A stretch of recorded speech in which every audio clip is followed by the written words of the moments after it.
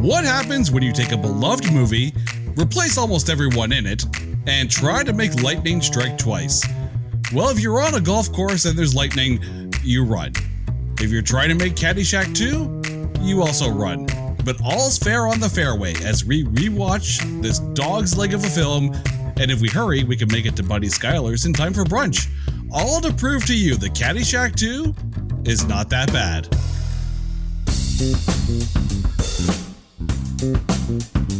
Welcome to this edition of It's Not That Bad, the podcast that takes a look at A grades in B movies. And I gotta say, I am excited for this one because we're taking on a movie that when I first saw it, I really liked it. And clearly I'm not the only one, because joining me on the show today are Brian and Gomez from Playlist Wars, and we're talking Caddyshack 2. Guys, how are you doing? What's up, man? What's going on? Now, before we get into talking about the movie, Brian, I'm going to ask you, because you were the one who, as soon as I mentioned, if there's movies out there you'd like to talk about, you did your best Hunger Games volunteers tribute and put forth Caddyshack 2. What is it about Caddyshack 2 that inspired you to put it forth? Because honestly, when I first saw the movie, it was the first Caddyshack movie I saw. I was 11 years old when it came out. So to me, this was my introduction to Caddyshack. And it's one of those movies where at 11 years old, there's a lot of humor aimed at that age demographic. And it wasn't until a year or two later that I saw the first one and went, oh, so that's what the humor's supposed to be. And ever since then, it's kind of skewed my opinion of the movie, but I still don't hate it. I still love it because it was kind of the introduction to me to the Caddyshack series, if you'd call it that.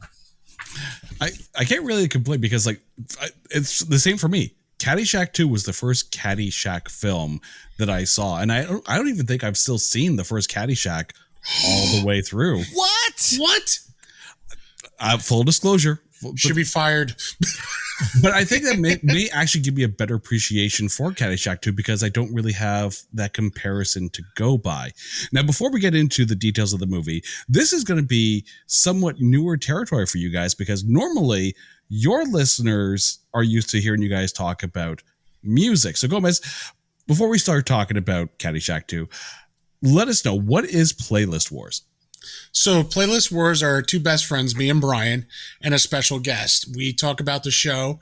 We talk about a certain band or a certain genre or a certain year of music, and we pick our top 10 most ultimate songs, and we compare the list between the three people, and we allow the playlisters to vote who got it right.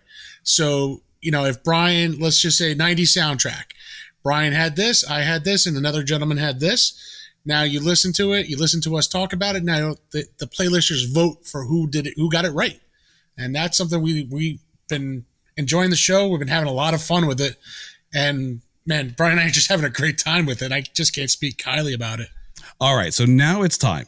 Before we get into breaking the movie down, Brian, I'm going to hand the microphone over to you. So it's time to take Caddyshack 2 and trailerize it.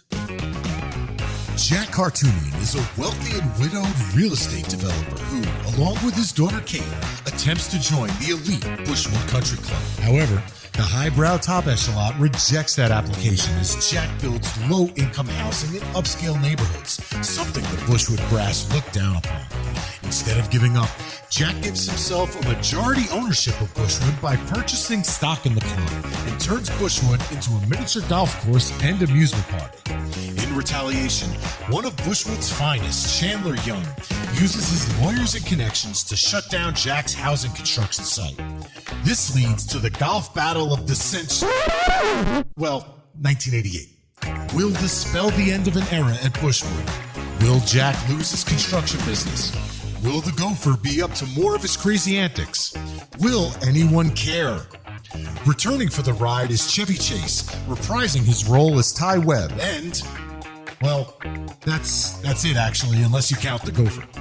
Starring Jackie Mason as Jack Cartoonian, a PG replacement for Rodney Dangerfield's Al Servant, and Robert Stack as Chandler Young, a PG replacement for Ted Knight's Judge Smails. Dan Aykroyd as Captain Tom Everett, a PG replacement for Bill Murray's Carl Spackler, and Jonathan Silverman in his pre-Weekend at Bernie's role as a PG version of Michael O'Keefe's Danny Newton. The movie also stars Randy Quaid as attorney Peter Blunt and Frank Welker as the voice of the Gopher. Yes, he talks now, but stay with us, folks. And best of all, Kenny Loggins is back with a brand new theme song, which some might say is even catchier than It's All Right. Caddyshack 2. Everything you love about Caddyshack without all of the foul language, nudity, adult themes, violence, and some would say humor. The Shack is back.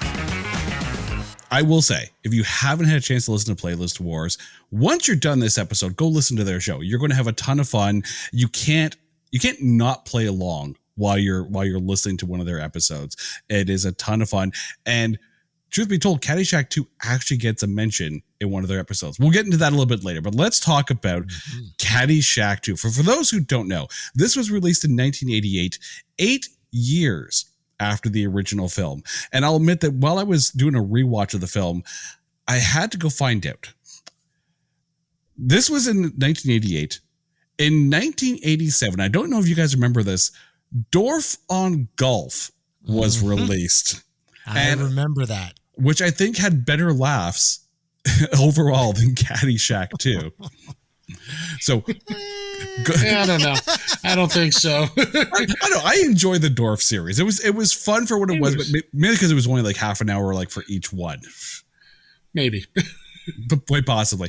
The movie itself stars, and this is actually a decent list of actors: Jackie Mason, Robert Stack, like Ultra Magnus from Transformers the movie, Robert Stack, Diane Cannon, Dina Merrill, Jonathan Silverman, who most people will remember from Weekend at Bernie's, a pre-Wilson Phillips, China Phillips, Randy Quaid, Chevy Chase, and Dan Aykroyd. But as I was going through the list, I always like to figure out who was almost in this film. And apparently, originally cast in the Randy Quaid role was Sam Kinison.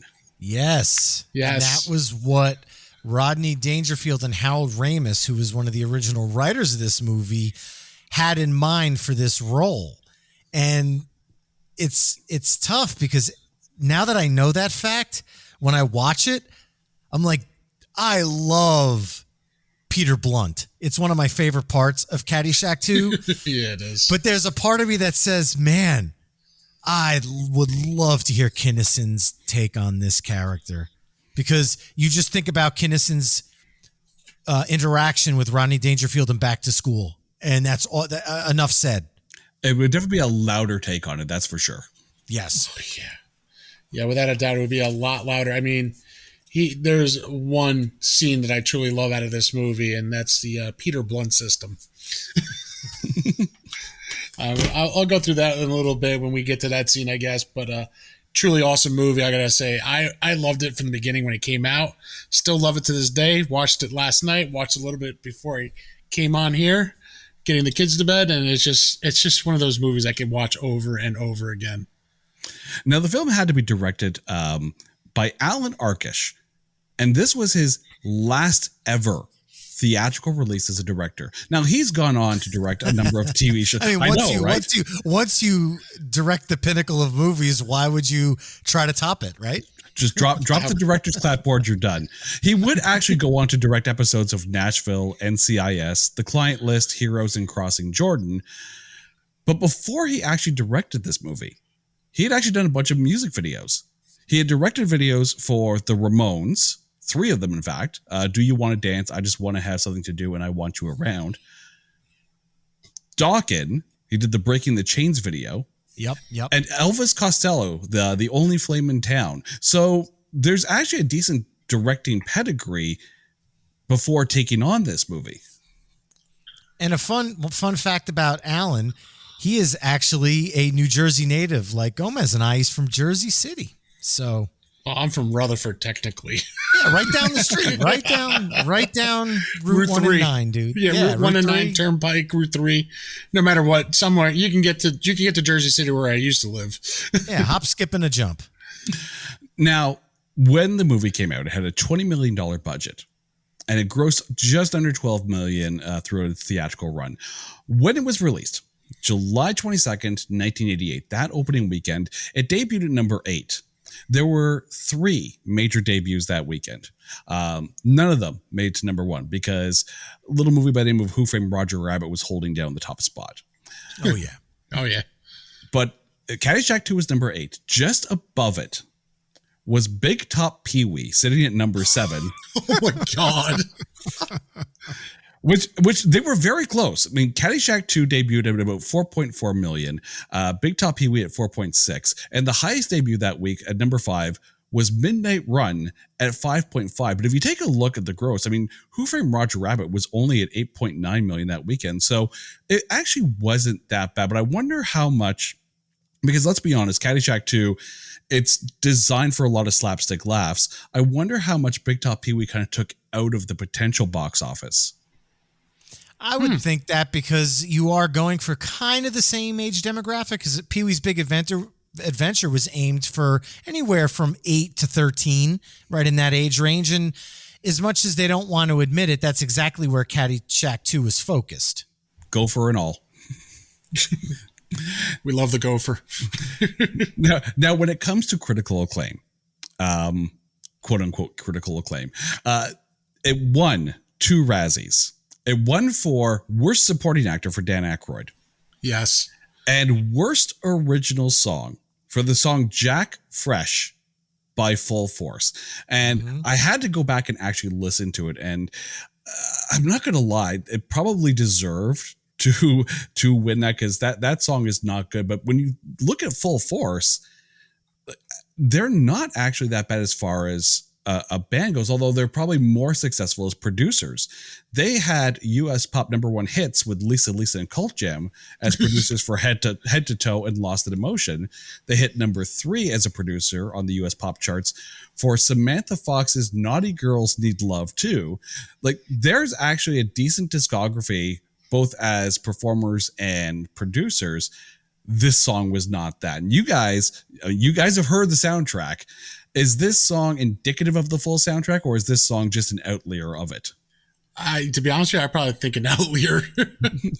It's just one of those songs, like, why did they make it? But you're putting it up against a song that is one of the best Kenny Loggins songs ever. That's and that true. would be Nobody's Fool. And I know everyone's going to be yelling at their radios right now. Calm down. It's not Danger Zone. It's Nobody's Fool. So you need to be thankful for Caddyshack 2 just because of that alone. Now, it was also nominated for 2 more Razzies. It was nominated for Worst Film, but lost to Cocktail. Really? And Jackie, yeah, Cocktail won Worst Film that year. But you also have to remember the other movies that were with it are a who's who cornucopia of future It's Not That Bad episodes, because you have Hot to Trot, which was awesome. And you had Mac and Me, which was so bad it was brilliant. Which we have done on this show and proven that it actually wasn't all that bad. And Jackie Mason was nominated for Worst Actor. He lost to Sylvester Stallone for Rambo 3 that year. Oh, Rambo 3 geez. was pretty bad. That was the other one I was going to mention as far as movies you could I didn't hate it. I saw it in the theater with my parents. I don't know why they brought me at 11 years old, but I think my father wanted to see it at that point. Which I don't blame your dad. If I remember correctly, Rambo 3 may have had, I'm pretty sure it was Rambo 3, may have had the most Rambo line of dialogue ever. What's that? It's a blue light. What does it do? Turns blue. And if it wasn't for Rambo 3, you wouldn't have gotten the beautiful parody in UHF. Yes, absolutely. True. On the Rotten Tomato score, which is, the kind of the be all end all of what movies kind of get on this show, it sits at a distinguished 4% tomato meter with an 18% audience score. So before we get into the breakdown, I'm going to pass this over to you guys, and we'll start with Gomez. Who's more right on this, the tomato meter or the audience score? I'm probably going to go with the audience score. I think the tomato reader was a little harsh. 4%, really? I mean, I figure Caddyshack 2 has become a cult classic too now, you know what I mean? I I gotta say that this movie was hilarious. And as I'm watching it now at, I'll say my age, 41 years old, compared to my 9 and 10 and 11-year-old self at that time, or actually I was a couple of years younger than Brian, so 8-year-old self or 9-year-old self watching it at that time, I thought this movie was great then, and I still think this movie is great now. I'm going with the audience with this one just because it was fun. The tomato score, I was looking at it. I'm like, really, 4%? That's pretty low. I think I've never seen, but I mean, some of the stuff that people have said on the Rotten Tomatoes webpage is kind of a little harsh. You know what I mean? One of my favorites is the outfits are a scream. The movie is not. Said by Marianne something from the Philadelphia News. Another one is the results of disaster. Mason found him in a poorly written role, and one of the film's endless series of gags is the least bit funny.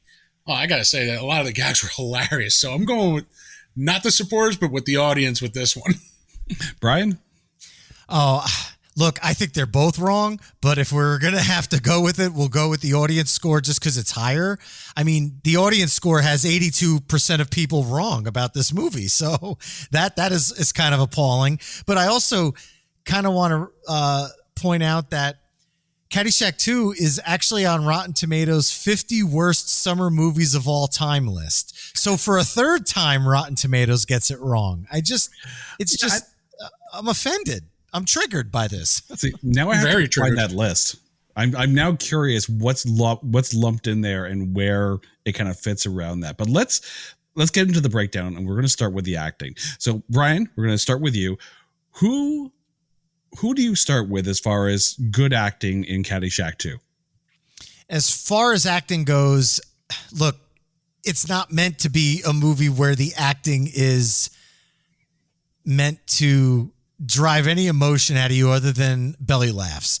And for that, I have to give Randy Quaid the nod in this one, because he just essentially plays a more amped up and deranged version of Cousin Eddie from the Vacation movies. And he steals every scene he's in the movie because of that.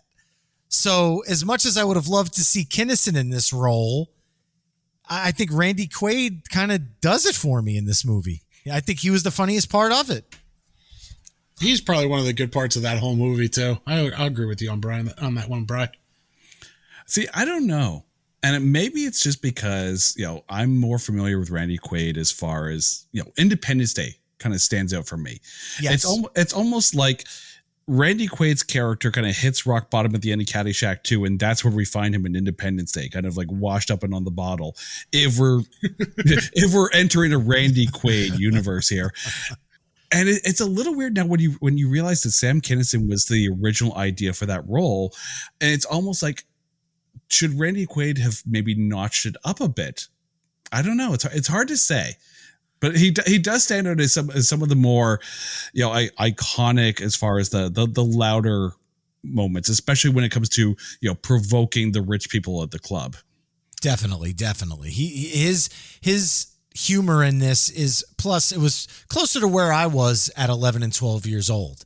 He was kind of I don't even want to say comic relief, but I related more to the Randy Quaid character than I did the Jackie Mason character, because at 12 years old or 11 years old or whatever it was in 88, Jackie Mason's style of humor went over my head for the most part. There were a few lines he delivered that I really laugh out loud to this day, but a lot of his character didn't hit with me as much as a Rodney Dangerfield, which was a much more over the top version of the Jackie Mason character. I will say, watching this movie at my age of 47 or almost 47, we're just a couple of weeks away from 47 here. So, but watching it now, you realize that the movie is about an hour and a half of Jackie Mason dad jokes. So yes. I think the Randy Quaid comedy definitely stands out a lot better than the Jackie Mason comedy. Jackie Mason's jokes, I don't think kind of hit, because it was almost delivered like I said something funny. It just felt a little bit forced. But one who didn't feel that forced was Chevy Chase. I don't know what it is about him, as literally the last man standing from the original Caddyshack, but he just delivers those one-liners, those subtle little one-liners with such ease.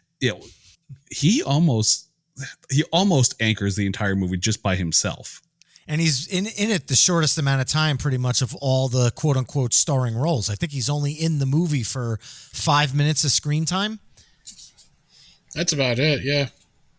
And when you're talking about funny lines in it, the one that I have written in my notes is, we're talking mucho dinero and probably some American money too. One of my favorite lines from him in that movie was, I'm always shooting myself with one of those poison-dipped crossbow arrows. I don't know why they put warning on these things. One of my favorite lines, or it's like, do you mind sucking the poison out? And he goes, is there any money involved with that? It definitely fits into the Chevy Chase role. I mean, if you take a look at his movies that came out around that time, there was the vacation movies, there was Fletch. Like Chevy Chase in the 80s, there was a whole lot of comedy that kind of revolved around him.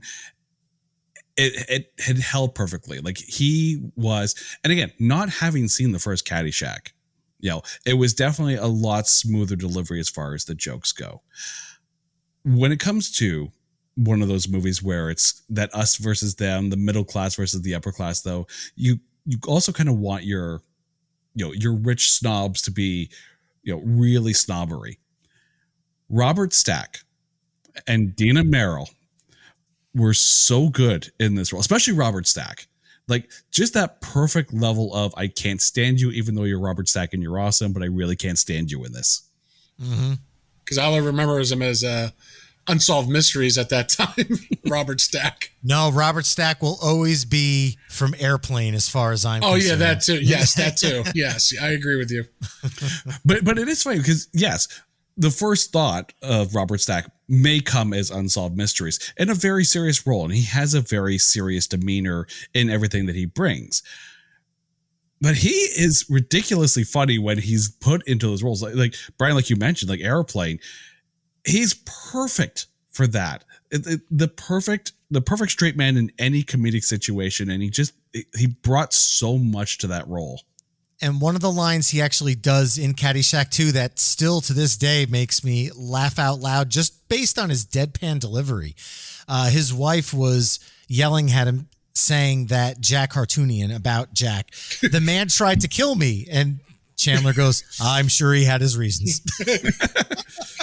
But it was so calm and so deadpan that it's just the perfect delivery, because if you delivered that line over the top, it would not have been funny. Mm-hmm. One of my favorite lines from him as Chandler Young. Interesting club. What do you call that? 12 gauge. 12 gauge. You ever notice that Robert's, like the husband and wife, I don't think they like each other. I'm pretty sure Dina Merrill's, Mrs. Young, she spent more time with the guy who played Mr. Jameson than I think she did with Robert Stack. I am sure that was probably a plot point that they were trying to iron out as they were shooting it, because from what I recall, this movie was actually shot late summer of 87 with a quick turnaround to be released, as like you mentioned, in 88, because of all of the nonsense going on trying to get this thing off the ground. There were a lot of plot points that were, yes, like you mentioned, like there was that, it was there and it wasn't really talked about. Diane Carroll, the cousin to the Youngs, and the eventual love interest of Jackie Mason, thought she was great. Reminded me very much of Sarah Jessica Parker's role in L.A. Story with Steve Martin. Oh yeah. But I'm watching this movie and I'm like, okay, they're so particular about who gets to join the club, and yet she's part of it. Who is she? Half an hour in, and they finally mentioned that she was, part of the family, and it was just like an offline by China Phillips's character. I'm like, oh, that's why she's there. And it's like you have these people that are there, and it's like, why are they there? Why are you part of this club, right? But she was a lot of fun, like very much that the conscience that Jackie Mason needed. Yes, very much so. Yeah. And then you got the kids. I will admit, I was today years old when I found it, when I realized that was China Phillips from Wilson Phillips in this movie. I never actually dug that deep into it. All of a sudden you realize like, oh wait, that's, Hold On for One More Day, China Phillips. In this movie. And she's great in this. Like, oh, that perfect, snobby brat, but doesn't realize she's a snobby brat. Miffy. Muffy. I know a girl named Muffy, but they probably called her that for other reasons. Like, it takes, if you think about any movie, the villain always has to, the quote unquote villain always has to be better acted. And between China Phillips and Brian McNamara, who was Todd, you had stuck up snotty brat and total douche, but they played it so well. Like you really didn't like this family by the end of it, but they were the ones who did, especially Miffy. She didn't think she was wrong with anything, especially at the beginning of the movie too. Yeah. Caddy. To me, Brian McNamara was as close to an 80s bad guy douche as a William Zabka in a Back to School or a Karate Kid. Like, he nailed that snobby, stuck up.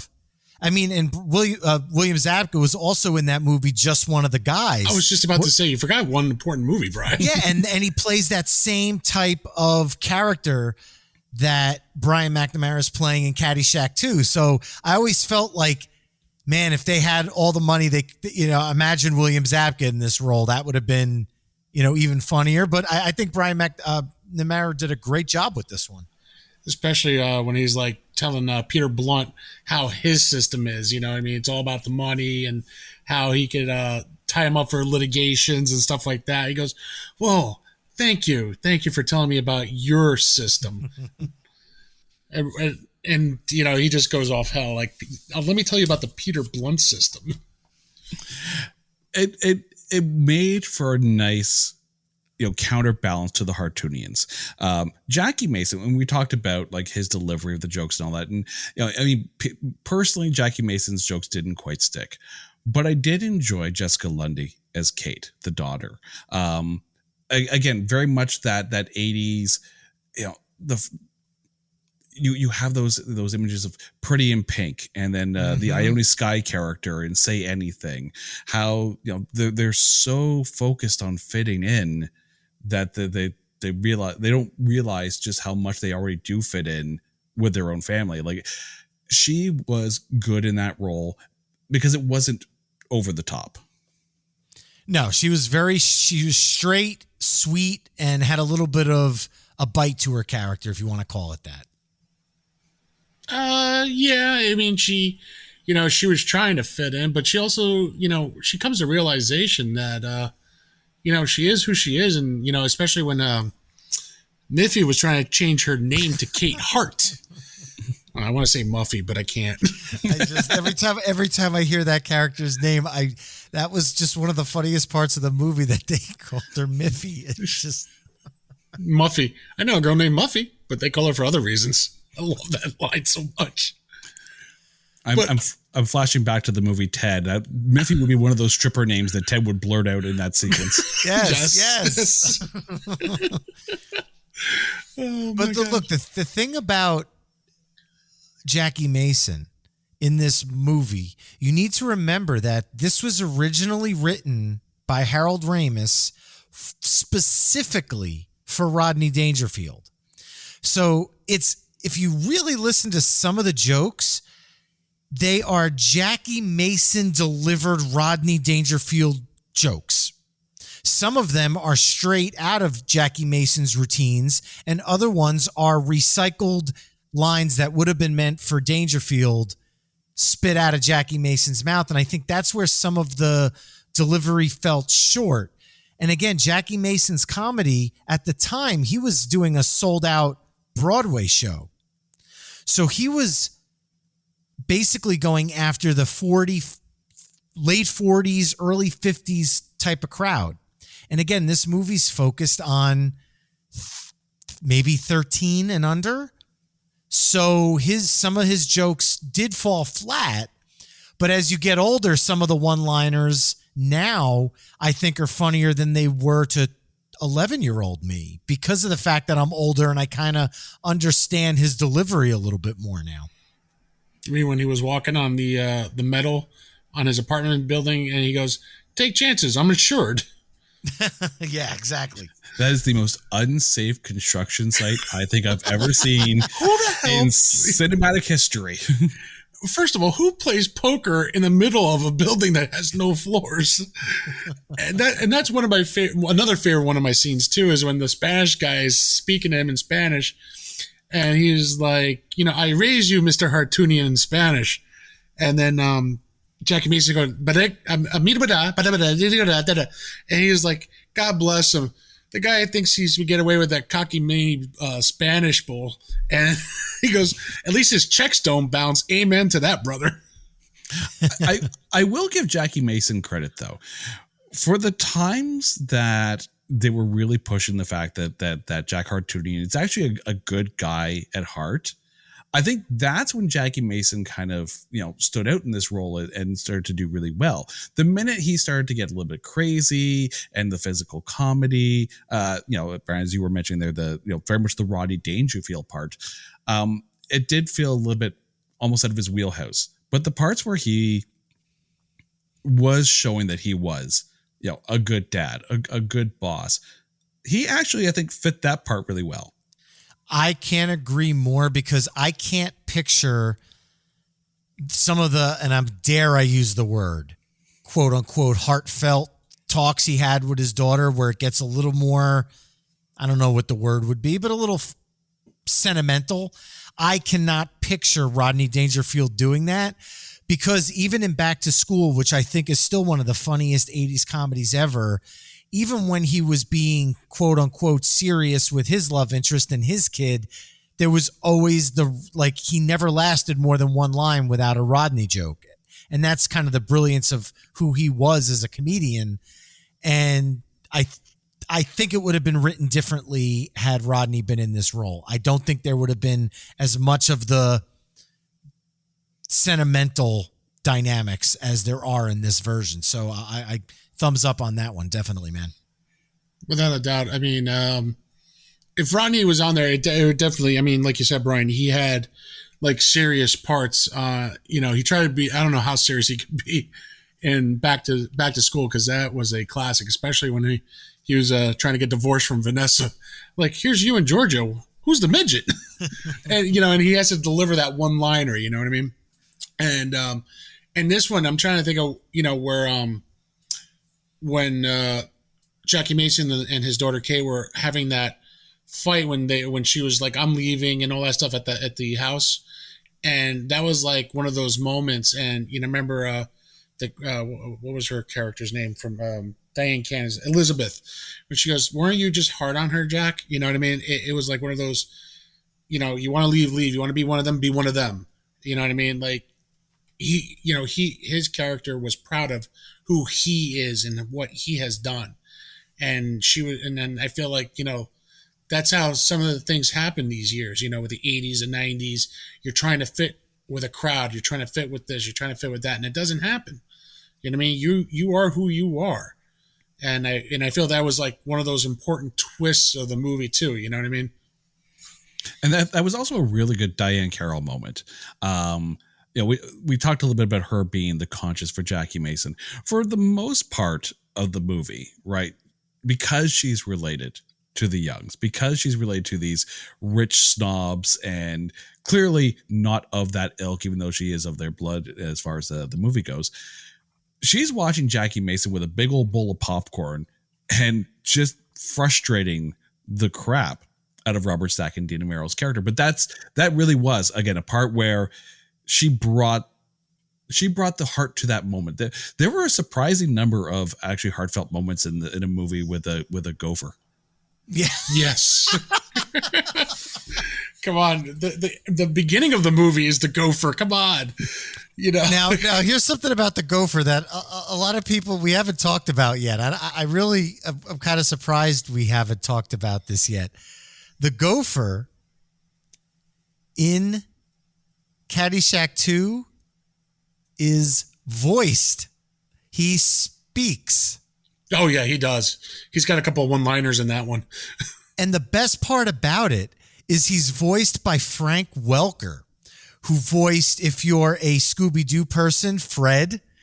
If you remember Orbity from the Jetsons, and then for my childhood, Megatron and Soundwave of the Transformers. I mean, this guy was a fantastic voice, and he's somehow is relegated to doing root beer in this one as the Fungur. Yeah. Which was one of my favorite one of his lines. Which, for the record, Peter Cullen, the voice of Optimus Prime, would in no way be able to, I think, voice the gopher. So score one for Megatron. If one shall stand, one shall fall. Megatron stands tall as the voice of the gopher.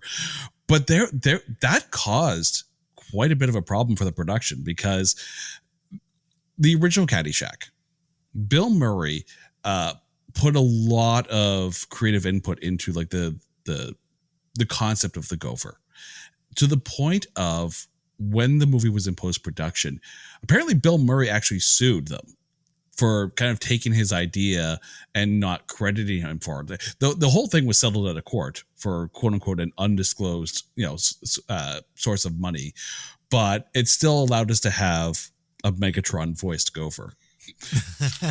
And you talk about that budget before of $20 million.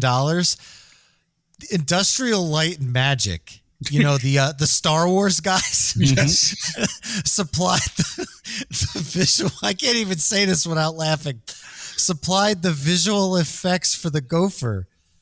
So there's that. I mean, the first movie, he's a friggin' hand puppet, and it was still as funny. But for some reason, the producers of Caddyshack 2 needed a voice. Felt the need to contact Industrial. Hey, you guys just did a great job on Return of the Jedi. Do we have a movie for you? I wonder what they thought when they came out to Caddyshack 2 for that. Like I get that there's animatronics in there, and the animatronics are fun, and yes, the gopher is cute as hell. The gopher is always fun to watch, but it's like there was one point where he's running away from Dan Aykroyd as he's shooting down the hole. Oh my god, yes! And I'm just watching like, did you like buff up the design? Because from the back he's looking kind of jacked for a gopher. I'll tell you, that was one of the greatest lines. He's going through his bag and he's like, "Oh, Twinkie," and then he's like, he comes with that. Oh my god, that semi-automatic gun. And you're right, he was jacked. I mean, he ran like he could run the 40 in 3 seconds flat. But it was hilarious because he jumps in a bag of popcorn. Okay, now a gopher jumps into a bag of popcorn, and you're telling me the bullets don't hit him? And then he comes up with, now all of a sudden the gopher's got 5 little digits, and he gives the middle finger and goes, "Oh, Fungur." Now he's Italian. The gopher talks. Are you really trying to not suspend disbelief that popcorn is bulletproof? Yeah, pretty much. And like, how's popcorn? How the hell did he not get shot through popcorn? But again, I mean, also, come on, the gopher went into the dining room area and had a bottle of wine. No one notices the gopher goes through the dining room area when they're having that auction, right? Yeah. He just crawls right through. Let me climb a table. Let me get a glass of wine. Let me make a mess of myself here, dripping wine all over him, which I'm surprised that, he didn't get any stains on him. And, and that's where, Jack Hartoonian's betting on everybody, not betting, but winning everyone's services. If anybody remembers the scene, he does that. He's got that awesome blue blazer jacket. That sticks out like a sore thumb. Wasn't that like the same one you wore at your wedding, Gomez? I think. No, that wasn't my wedding. Well, it could have been, but I think Laura would have killed me at that point. Yes, definitely. Especially someone wanted the coattails. Now, a bit understated. Marsha Warfield's character, so basically like the foreman to Jack Hartoonian.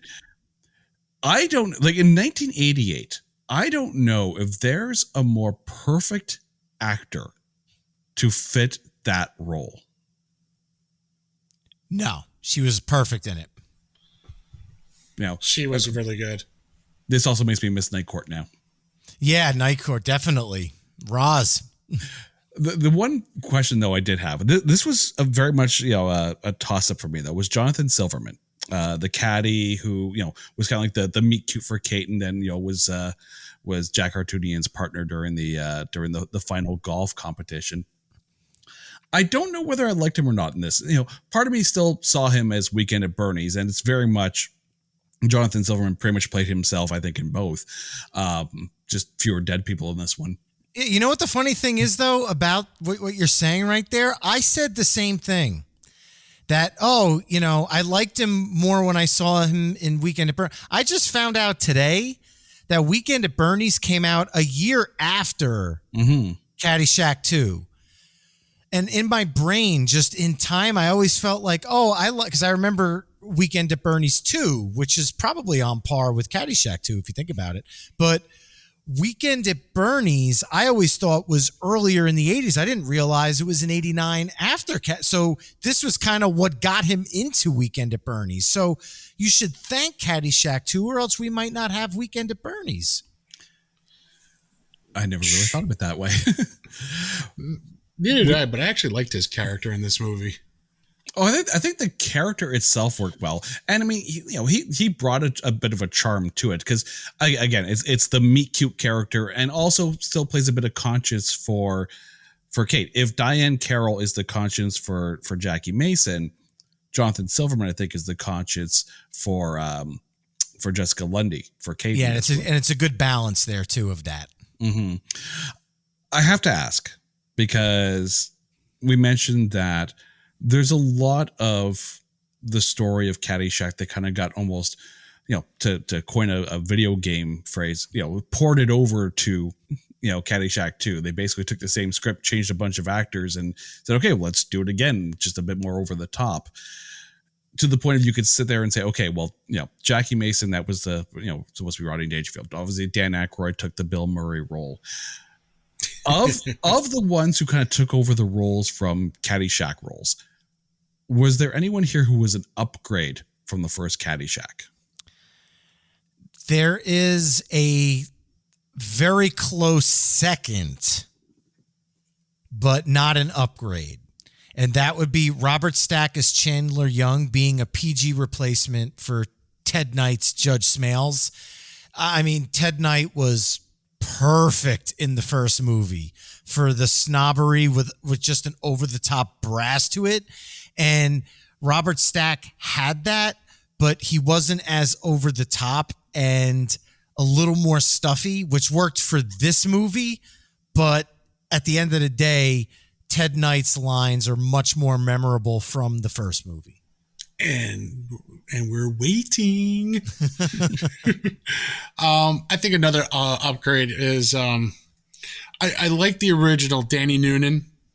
But I thought with Jonathan Silverman, I thought it was a little bit more of an upgrade because I felt like he wasn't trying to win something except for, college money probably, where he was where Danny Noonan's Michael O'Keefe's character was trying to impress a judge so he can go to law school, I think it was, if I remember correctly.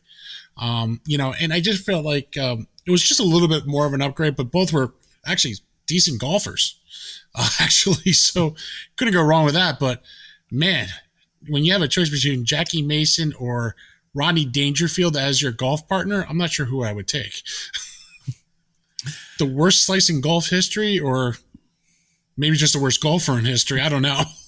You almost need Bob Uecker to come on to the movie and go, just a bit outside. Pretty much. Especially with Jackie Gleason slicing that movie. Jackie Mason slicing that movie. See, now I want to see Jackie Gleason in that role. You know what? That would have been hilarious, maybe.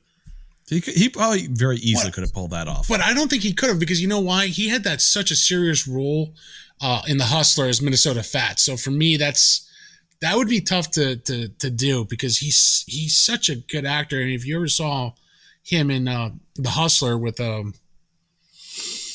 God, what was Fast Eddie Felton's name? Paul Newman in that movie. I just don't know if he would. I don't know if he could do a Caddyshack role. I mean, granted, he did Buford T. Justice.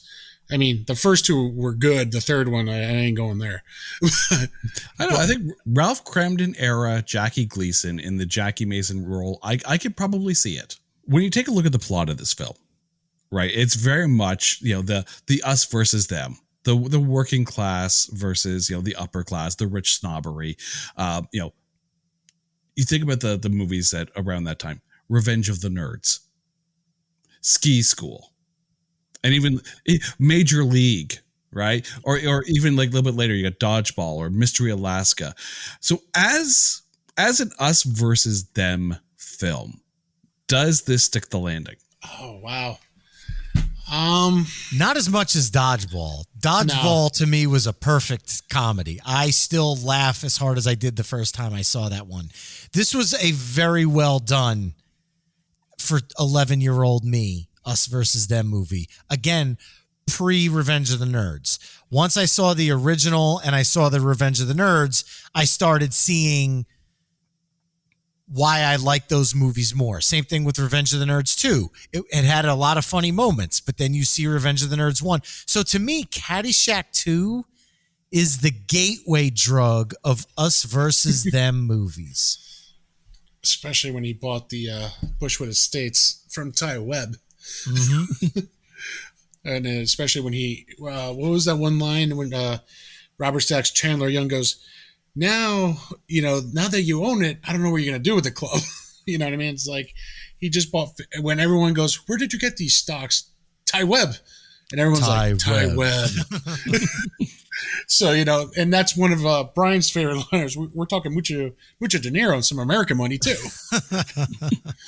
And a guy who sits, there was a line in the beginning of the movie, goes, it's so hard being oh God, what did he say? And I just watched it last night too. Oh, it's kind of hard to stay around, playing around with $2 million a month or something like that. Trust fund guy, you know what I mean? And I'm like, $2 million a month? I can't even I'm lucky if I can get $20 a month from anybody. But it just like his character just being that rich guy, but he doesn't care. He's playing golf in a, $2 million mansion and a golf course? Who the hell plays golf inside a house? Well, he did, unfortunately. I think he hits the carpet and as he's, trying to push it down, he goes, a little chunky. Chevy Chase gave them a really hard time making this movie, pretty much like he did every film, especially Funny Farm. My wife's from the New England area, and her neighbor, her across the street neighbor, if you've ever seen the movie Funny Farm, of course, actually sold the makers of that movie the car that is used as the mail vehicle. Oh, really? That is my wife's neighbor's car. They sold it back to him after the movie was done. So that car where he throws the mail out. Anyway, Chevy Chase stayed in that area where my in-laws are from during the whole making of that movie. And people said he was pretty much insufferable to work with. And if you read some of the stories about how he acted on the Caddyshack 2 set with the director, it was the same thing over and over again. Apparently, and I've seen this in both IMDb and on Wikipedia, there was a moment on set where Chevy Chase apparently looked over at the director and said, just let me know when you dub in the laugh track, and just walked off. Clearly, it was a troubled production. because of so many changes, because of, all the fighting that kind of got to it. And yes, even though it came out 8 years after the original, it did feel a little bit rushed. But at the heart of it all, we talked about the us versus them concept. And maybe I'm thinking way too much about Caddyshack 2. Thinking way too much about a movie with an overeating gopher. But there is a lot about acceptance in this story that I think kind of gets overlooked. Jackie Mason just wants to be accepted for his daughter, for his daughter to be accepted. There's the acceptance of, Jonathan Silverman's character, of himself. Like, he's just happy with himself and just wants, he knows it's a job and he's accepted that kind of thing. There is a lot of character development that maybe kind of goes overlooked in the film.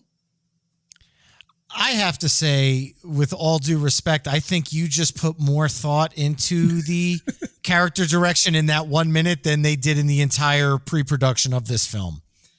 And I think that is a testament to the actors playing the role, not so much the script. I feel it was in their delivery, because if you really listen to some of the dialogue, it sounds like it was written like, cut. Okay, so what do you want them to say here? Okay, write that down. Perfect. Say this. Like, it just felt very rushed and forced almost together. So I think it's a credit to the actors and their delivery to kind of make lemonade out of the lemon of a script they had at that point, because it was so many different rewrites for Rodney Dangerfield originally with Harold Ramis. And then when both of them fell off, they brought in other rewriters. So the script was almost a Frankenstein by the time it got into production. Or a Suicide Squad. Yes. Or firing by Suicide Squad. I don't know. I think, there's, like you said, there was one point where Chevy Chase's character and Jonathan Silverman's character trying to help Jackie Mason with just the golfing aspect of the whole thing. He definitely was not a good golfer in this movie. So for me, seeing that's towards the end of the movie. Not be the ball, be the ball, be the ball, be the ball. Well, Brian, I know you're not a golfer, but you go to the driving range. Jason, right. I'm not sure if you ever went golfing. I'm going to tell you a story here. Okay. I went golfing. Like, I've gone golfing a couple times. The first time I went golfing, I sheared the head off of a 9-iron. Like, completely sheared it off. Later that round, I embedded a ball into a tree. Dude, he's good, man. Dude, clearly I used the 12 gauge club, apparently. Well, Brian knows I love to go golfing, and one thing I do remember is when I went my very first time golfing, and I never went golfing before this. I always went to the driving range, and I went with a few friends that lived in Pennsylvania, and I remember I'll never forget this. All I remember is this: I hit the driver. It looked great. It starts curving into the trees. All you hear is a knock. Like, I thought I hit it. I thought I hit the tree. It wasn't the tree. It looks like I hit a squirrel, and the ball landed on the green. And I'm like, wow, this is like, could be a replica of Caddyshack 2 here, except the gopher would have gotten hit with the ball.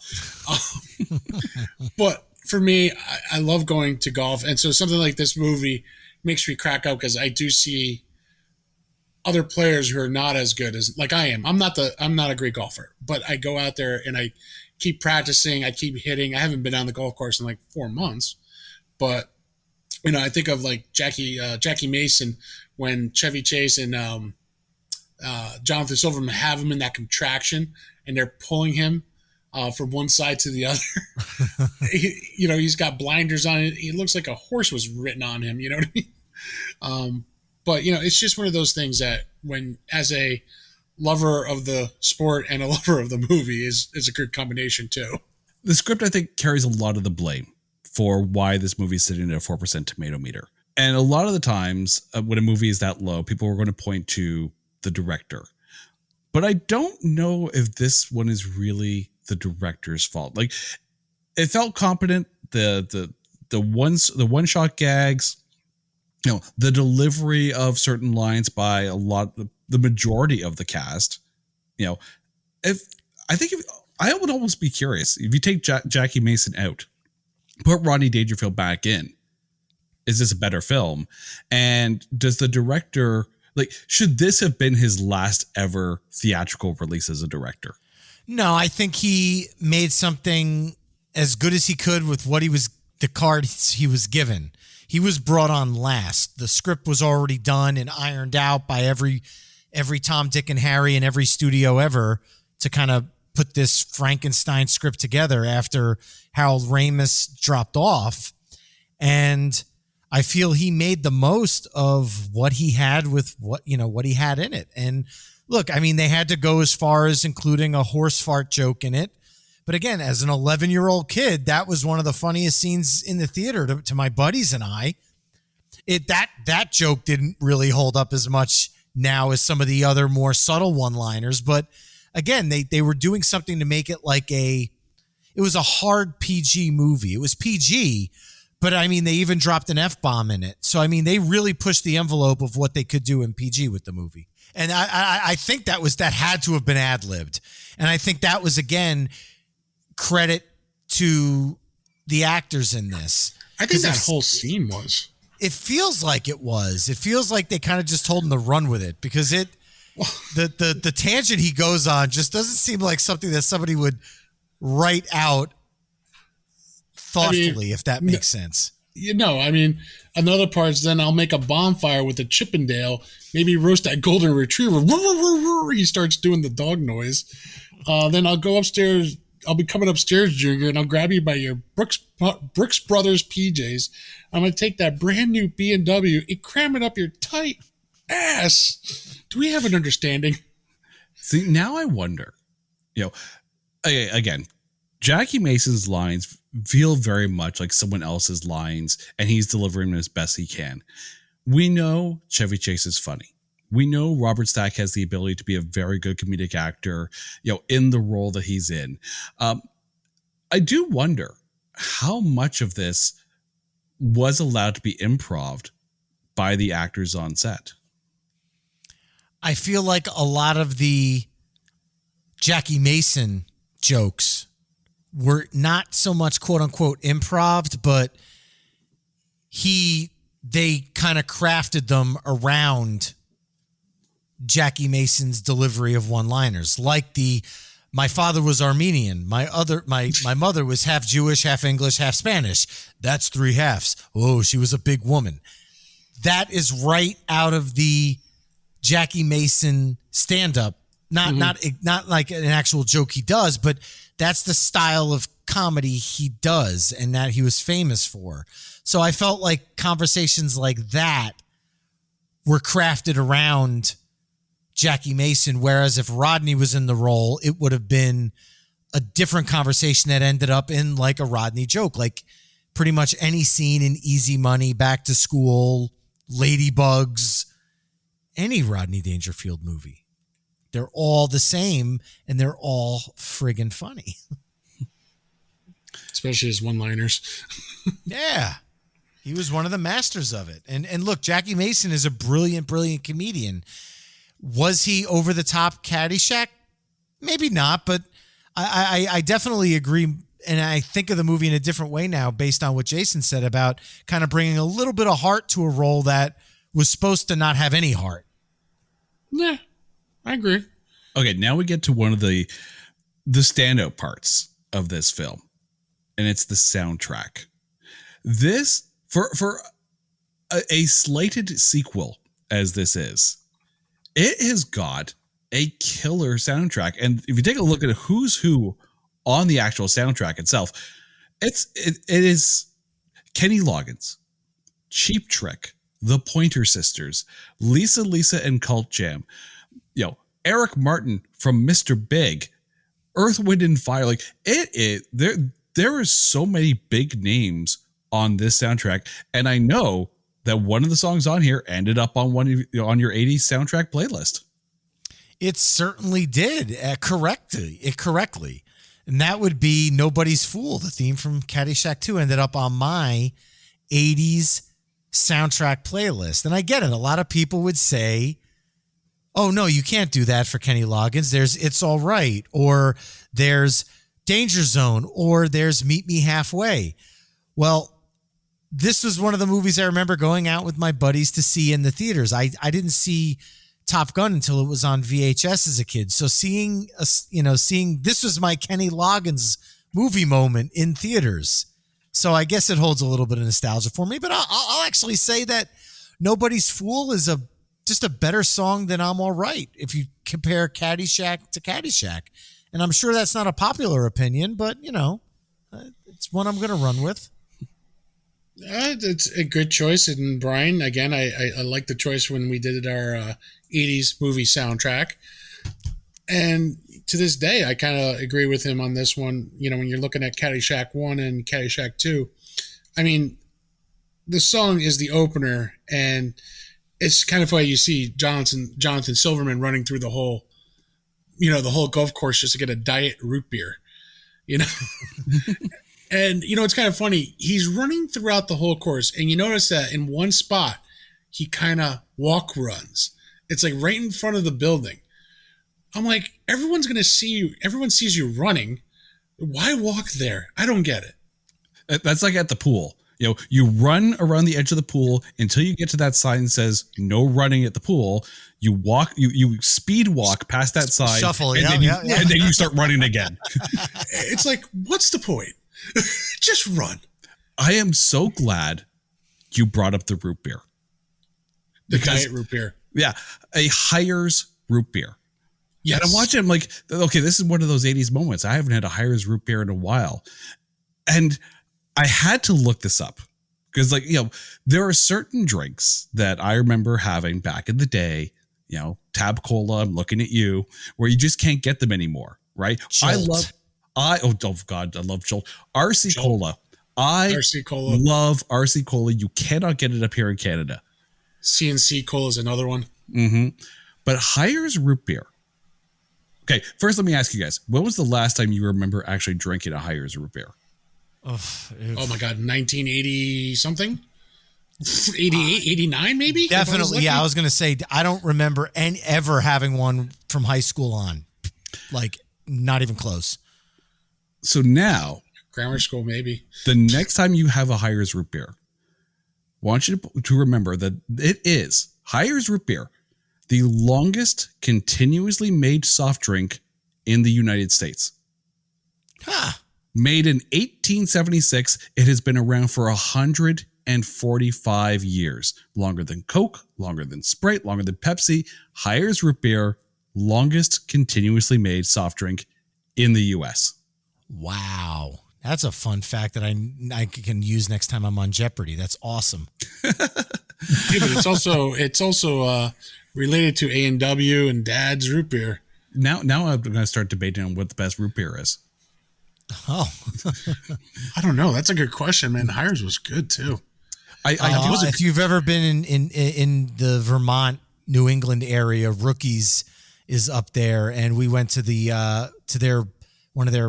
a restaurant up in Burlington, Vermont, and had Rookies root beer on tap. Absolutely unbelievable. If you've ever had it, if you haven't, look it up. It's friggin' fantastic. I still love the fact that you point out Kenny Loggins. I'm trying to remember if movies in the 80s were contractually obligated to have Kenny Loggins on the soundtrack. You've got, I'm All Right with the first Caddyshack. You've got Footloose. I'm Free, Heaven Helps the Man from Footloose. Meet Me Halfway from Over the Top. Danger Zone. Playing with the Boys from Top Gun. Again, Nobody's Fool. But only ever one Academy Award nomination for Best Original Song. And it was Footloose. I thought maybe Over the Top, maybe Halfway would have been there. No, Footloose is the only nomination for Kenny Loggins for the Academy Awards for Best Original Song. I'm starting to think the Academy doesn't like Kenny Loggins or they're tone deaf. One of the two. Yeah, because Nobody's Fool should have very easily won in 88.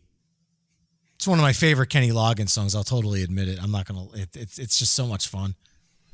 Meet Me Halfway is pretty good too.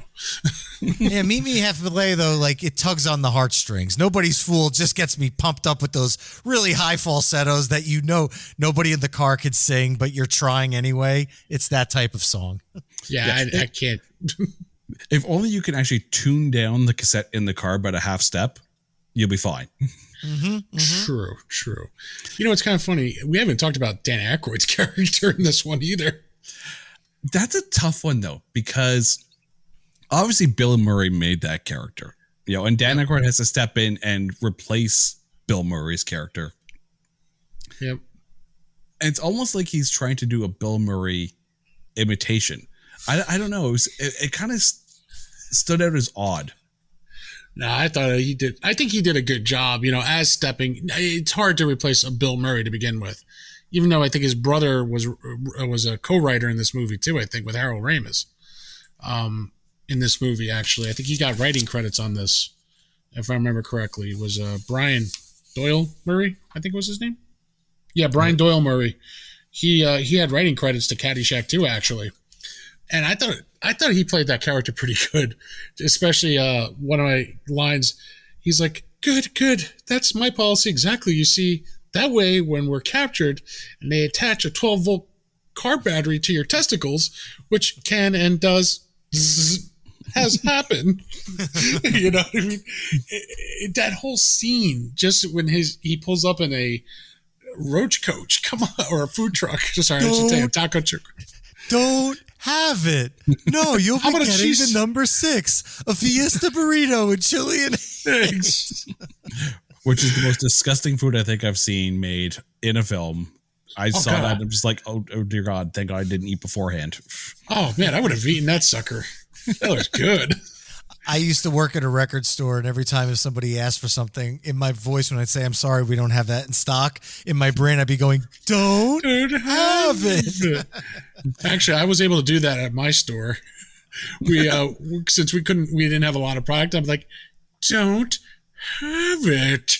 And I'm sure the person you were talking to did not see this movie to get the reference. Actually, no, they did, because they were cracking up when I said it. So that made that sale a whole lot easier. That's when you know you're working in the right place. If they get the "don't have it" joke, you're in the right place. Yeah.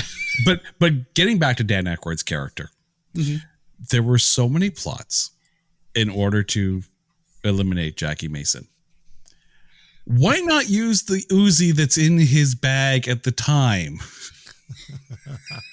That's a good question. I think they were trying to make it look like an accident. Way too hard. The writers didn't even think that part through, dude. I think my favorite part is when he blew up the wrong car. One of the things that did actually surprisingly well, and it may actually go a little bit overlooked because of everything else that's going on in Caddyshack 2. And Brian, you mentioned it earlier because of ILM being involved in the film.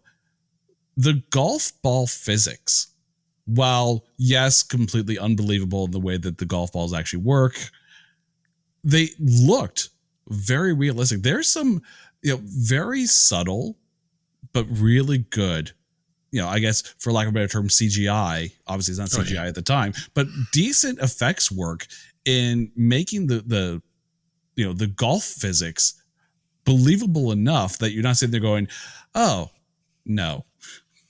Well, I mean, they made Ewoks battling AT-ATs with the Millennium Falcon. I guess a golf ball couldn't have been that hard for them to, but they probably charged half the budget for it, though. Well, especially when they called half of the Return of the Jedi guys to help out with this movie.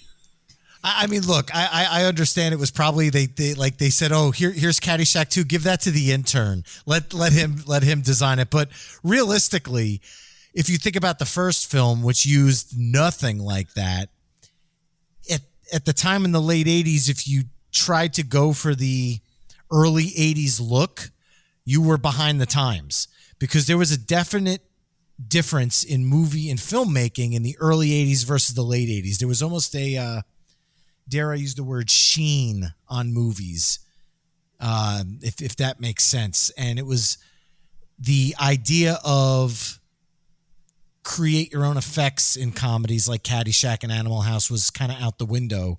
And instead you had talking horses in 1988 with Hot to Trot. and talking horseflies too. Yes. And here we have an animatronic gopher going to Chowtown on a root beer. And a Twinkie. Which, now I can see the gopher in Zombieland. Oh my God. Yeah. That would be kind of funny too. I can actually picture him in that movie. Great cinematic moments in Twinkie history starring Caddyshack 2. The gopher. So before we get to our MVPs though, I have to shout out two.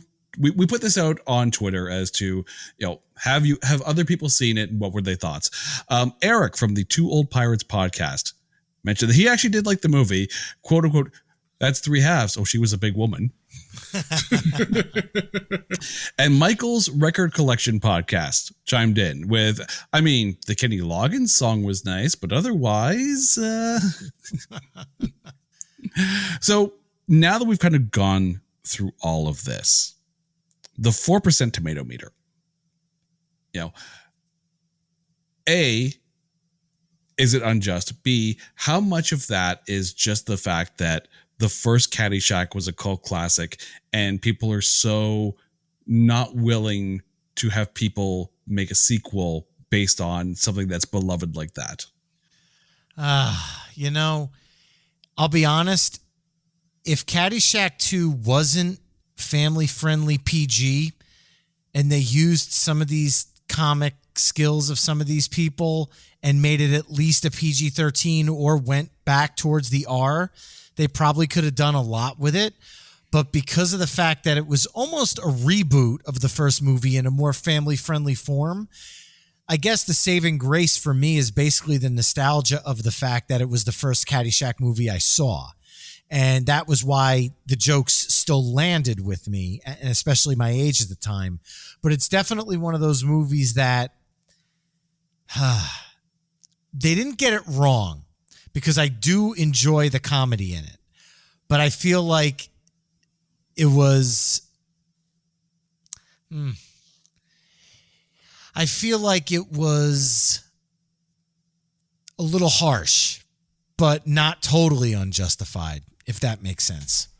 It does. I think I don't know. I guess they did the best they could. Like you said, Brian, before, the director came in last, I believe you said, right? Yes. And, here's already a written script. Go direct it. I think the Rotten Tomatoes score could have been a little bit higher. A 4%. I don't think I've seen anything that low yet through Rotten Tomatoes. Oh, there's lower. Trust me, there's lower. I bet there's lower, and there's probably ones. Those are probably movies I like too. But when you look at it, I think they could have gave it a little bit of a higher score. You know what I mean? These guys, I think, really went off script a little bit more than we realized. Maybe, especially the Jackie Mason character. I definitely think the Randy Quaid character really went probably off the wall, as we know as the Peter Blunt system, or when he's saying, or when he was playing golf with Robert Stack's character and the other guys. Chevy Chase didn't care if he was on the screen, especially when he was walking through with Jackie Mason's character. Mr. Wrinkles, and that's Winkle. Or is that Mrs.? Or Mr. Foreskin, Forrester, whatever. I think it could have been at least high. I would have gave it a 10%. Shush. Well, I have to just chime in. Because we mentioned the movie twice during the episode. Hot to Trot. Yes. I don't know if you know this, but Gomez and Jason has a 0% score on the tomato meter. Wow. And a 40% audience score. That's a big swing. That's a huge swing compared to Caddyshack 2, where it's a lot closer at 4 and 18%. That's the only reason I wanted to bring it up. So now that I'm thinking about it, it almost seems like the audience wasn't too far behind the critics on this one, especially in a movie like Hot to Trot. But you also look at the critics back in the 80s and you look at the critics now. They still can't even get it right. Yeah. Well, I think critics be damned a lot, but I want to put a hypothetical question out there for you. Take the same movie. Take Caddyshack 2. Same script, same actors, but it's not a Caddyshack movie. They take it out of that realm. It's not a sequel. It's just another golf movie. Is it better received then? Yes. I will say that immediately, yes, because Caddyshack is beloved when it comes to comedies. And anything with that name is expected to at least attempt to rise to that level. And this one, unfortunately, didn't. Thankfully, though, they didn't pull a Teen Wolf on it, and they just used the number, like the Roman numeral 2, as opposed to calling it Caddyshack TOO. So at least they spared us all from that. Oh God, that was horrible. Jason Bateman, I'm sorry, man. That was your worst movie ever. I don't even remember Teen Wolf 2. I mean, I remember the first Teen Wolf, but yeah, I probably avoided that one like the plague. If you want another one for your show, there you go. Watch Teen Wolf 2. Oh, so since you've mentioned it, you do realize I may have to drag you back here for that one. If you need to drag me back, I've seen that movie one too many times, and oh my God, this movie was.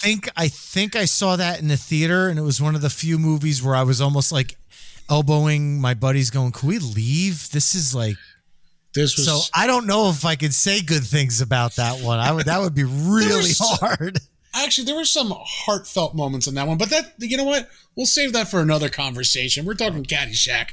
Okay. Oh, trust me, this show is completely about movie tangents and whatnot. What was it? We compared, Mega Shark and Giant Octopus to Star Wars. So, Now, now Caddyshack 2, Industrial Light and Magic. How would you, Jason, compare Caddyshack 2 to The Empire Strikes Back? Empire Strikes Back? Well, if you consider there was a different director from the original. No, we're not going down that road. Oh, God. Although that being said, Empire Strikes Back, 10 years ago, you ask me, yes, that's the best Star Wars film. Today, you ask me, it's the second best Star Wars film. Ooh. Are you going to say Rogue One? Rogue One. Oh, to me, has to be the best Star Wars film, with Empire a close second. Oof. Sorry, was not a fan of Rogue One. I loved Rogue One. I just don't know if I think I'd probably flip your 2, but it's definitely in my top 2. I went with Revenge of the Sith as my number 1, then Empire's number 2. It's the first time you see Darth Vader. The Franken-Vader? Yes, the Franken-Vader. I can see a Star Wars conversation coming up in a future episode as well. Okay, so I can. We just paused you for the next month now. I'm fine. Hey, we want to talk Star Wars? I'm going to talk Star Wars anytime. That and Transformers. Oh, then you got all three of us on that one again. Okay, so it has come time, and Gomez, I'm gonna give the floor to you first. Mm-hmm. Who is your MVP of Caddyshack 2? Oh, Randy Quaid. Definitely Peter Blunt. Just because I just love his tangents. I love everything about his character. There's one scene he's like, golf. It sounds like you got your nuts in your mouth. Golf. So it's one of those, just his line. I think they let him go free on this movie. So I think that's why I loved him as MVP for this movie. All right, Brian. I have to echo that.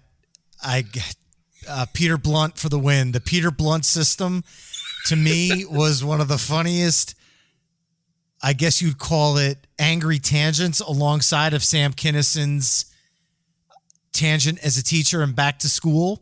And knowing now about the whole fact that it was written for him, I could see why both of them resonated with me so much. If you guys don't mind, I'm going to steal a little bit from Playlist Wars here. We do not have a trifecta because my MVP of this film is Robert Stack Okay. Number 2 for me. So definitely. He would be number 2. There's something about it, and I said earlier, the villain has to be good to make the movie good. And you guys mentioned Airplane. Robert Stack was brilliant in that. You mentioned, Unsolved Mysteries. Yes. And of course, the voice of Ultra Magnus. The lines that he delivers, they're so understated, especially when you have such big name comedic actors of the time, like Jackie Mason, like Dan Aykroyd, like Chevy Chase, like Randy Quaid. And yet somehow Robert Stack's jokes come off, I think, as some of the more unheralded funny ones of the movie. And he's the perfect foil. He is the perfect foil as, to Jackie Mason. He is the perfect unloving husband to his wife. Like, there's just so much to not like about this character that it takes a really good actor to pull that off. And I think Robert Stack kind of steps up in a movie that kind of stepped down, and Robert Stack all the way for me in this one. All right. I like the pick too, but I got to go with Peter Blunt System. And now we'll turn it over to the It's Not That Bad website for you to vote for which one of us is. I'm sorry. I got confused. Brian, that's tomorrow's. I know. That's Tuesday's shows. Come on. I apologize, Jason. This is your show. It is PTSD from all the Playlist Wars episodes. Sorry. Well, as long as Gomez kept his sleeves on, we're fine. Actually, well, you know what's kind of funny? I am wearing a sleeve shirt tonight. Oh, I'm disappointed now. And my contacts are off, and I'm wearing my glasses, so I'm total nerd tonight. Ah, okay. I'm going with the Peter Blunt look. And for that, we better go. Brian, Gomez, thank you guys so much. Where can they find Playlist Wars, and where can they find you guys out on Twitter? You can find us at playlistwarspodcast.com, and on Twitter, we are at Playlist Wars. We'd love to connect with people. Hit us up. If you follow us, we'll follow back, especially if you're another podcaster. We love, meeting other podcasters who over time become friends like you, Jason. We've been back and forth on each other's shows. It's been such a pleasure getting to know you over the last 6 months. And for me, at least, and I'm sure Gomez feels the same way, he'll say it after me. Thank you so much for having us on. This is an absolute blast. I had a great time today. It was a great show. I can't go wrong with Caddyshack too, because we all love it. Well, secretly, I can safely say that you guys have been awesome. Thank you so much for coming on to this and Made You a Mixtape. It is always fun to hang out with you guys. And for our listeners, here's the deal. If you want to join in the fun and you think there's a movie that is unfairly maligned or just bad enough that there's no way in hell that anyone can find anything good to say about it, hit me up on Twitter at NotThatBadcast. As for a few other episodes of this, you can find us anywhere you get your podcast, whether it's Spotify, Apple, Google, Good Pods, especially Good Pods. Thank you so much for listening to this episode of It's Not That Bad, the podcast that looks for A grades in B movies. Until we serve up another low-rated film, we'll catch you next time. Take care.